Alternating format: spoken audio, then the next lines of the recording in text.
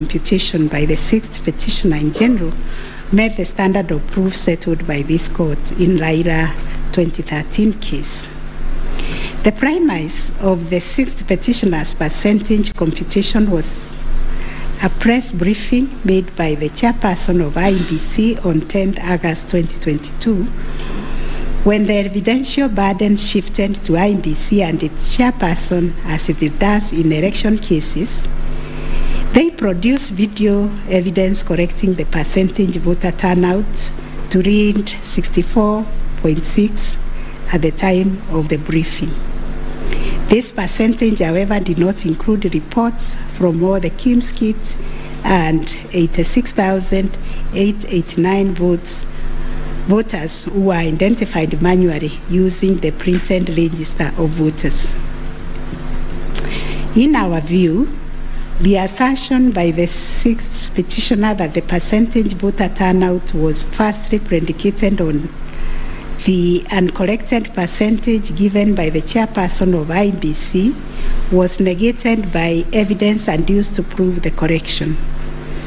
Secondly, the sixth petitioner based his percentage of voter turnout on the total number of registered voters, while the chairperson of IEBC made reference in the press briefing to the number of registered voters who were identified through the Kim's kits progressively.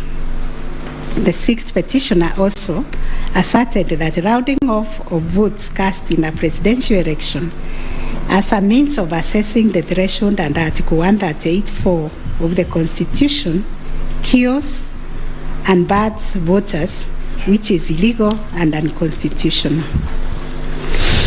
We have deliberated on this proposition and found that it is not mathematically sound and that the rounding off done by IEBC and the chairperson was correct.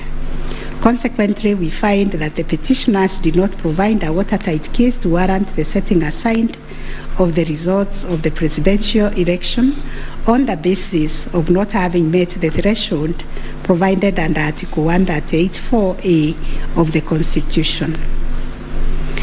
On the voter turnout, therefore, we find that the formula predicated on the number of voters identified through Kim's kits progressively and used by IEBC and the chairperson to generate a percentage of 64.76% was correct.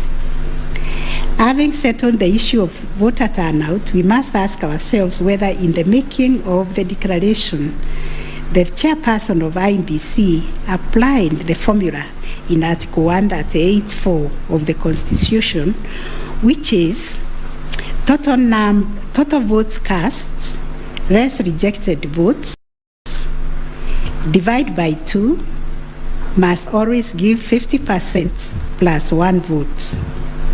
Given the numbers that were presented to us by IEBC and the chairperson, this would translate to 14,213,137 divided by 2 plus 1, which makes 7.106,569.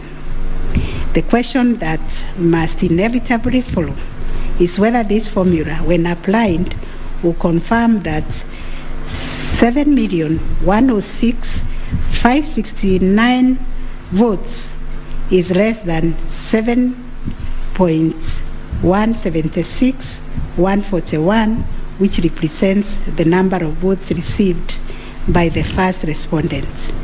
We find that it is, as such, on the basis of the foregoing formula and from the numbers provided by IEBC and its chairperson and the declaration by the chairperson of the president-elect on 15th August 2022, it is our finding that the declared president-elect attained 50% plus 1 of all the votes cast in accordance with Article 138(4) of the Constitution. Issue number 8, on whether there were irregularities and illegalities of such magnitude as to affect the final result of the presidential election.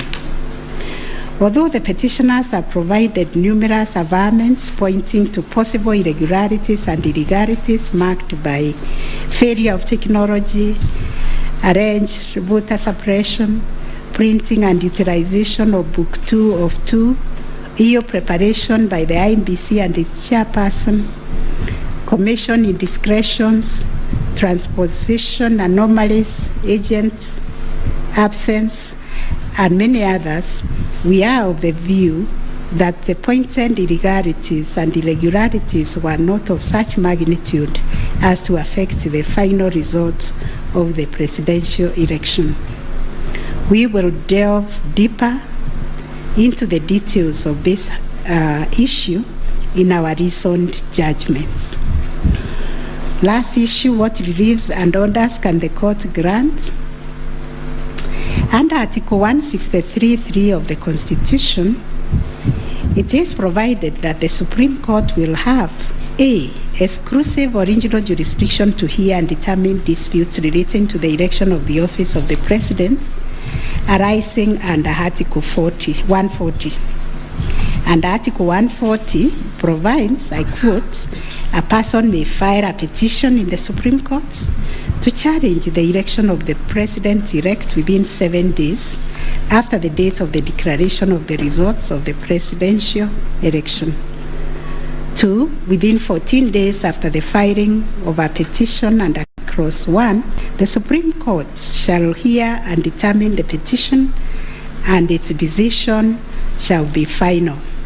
If the Supreme Court determines the election of the President-elect to be invalid, a fresh election shall be held within 60 days after the determination.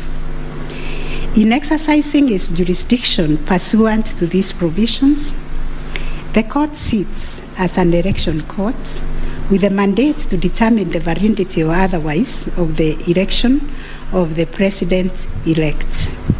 It is clear to us that the jurisdiction of the court is quite circumscribed in terms of the orders or reliefs it can grant following the hearing and determination of the election petition under Article 140 of the Constitution. In the event the court determines that the election of the President-elect is invalid, it must make an order nullifying the election. Consequently, it has also to make an order directing INBC to hold a fresh election within 60 days after the determination. Should the court determine that the election of the President-elect is valid, it shall issue a declaration to that effect. The court has then, as a matter of course, to make an order dismissing the petition with or without cost, as the case may be. In the strict sense, therefore, these are the only orders that the court may make under the Constitution. The court cannot assume jurisdiction that goes beyond the purview of Articles 163(3) and 140 of the Constitution. However, nothing stops the court from issuing orders or reliefs by way of recommendations. Indeed, since 2013, this court has issued many recommendations arising from the determination of the 3 petitions challenging the election of the President-elect. The recommendations are meant to improve our electoral landscape and hence aid in the development of our democracy. In this regard, this court has been greatly aided by the contributions also of the amici curiae, and the court places a heavy premium on those briefs that were filed and those which were admitted. The final orders made by the courts. This is a unanimous decision of the court, and we make the following orders. 1, the presidential election petition number E005 of 2022 as consolidated with the presidential election petition numbers E001, 2, 3, 4, 7, and 8 of 2022 are hereby dismissed. As a consequence, we declare the election of the first respondent as President-elect to be varied under Article 143 of the Constitution. This being a matter cutting across the public interest, we order that each party do bear their own costs. It is so ordered. And finally, the court has asked me to also acknowledge, although we'll do it in the long draft, the enormous contribution made by counsel in these proceedings, and also the orderly way the counsel, all the advocates and parties conducted themselves. They remained seated throughout the proceedings. That is the judgment of the court, a unanimous one.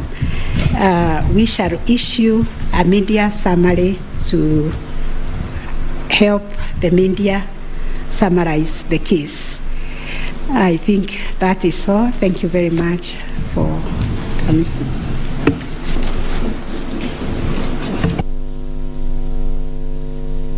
My Lady, Madam Chief Justice, and the learned judges of this court, again, I am requested by my colleagues to thank you most profusely for your labors into delivering this judgment, listening to all of us, and giving our nation this judgment so that we may move forward. Thank you, and God bless you. May it please the court. It is not true that I asked the Attorney General Emeritus to talk on our behalf. Next time you should talk to me. Let me similarly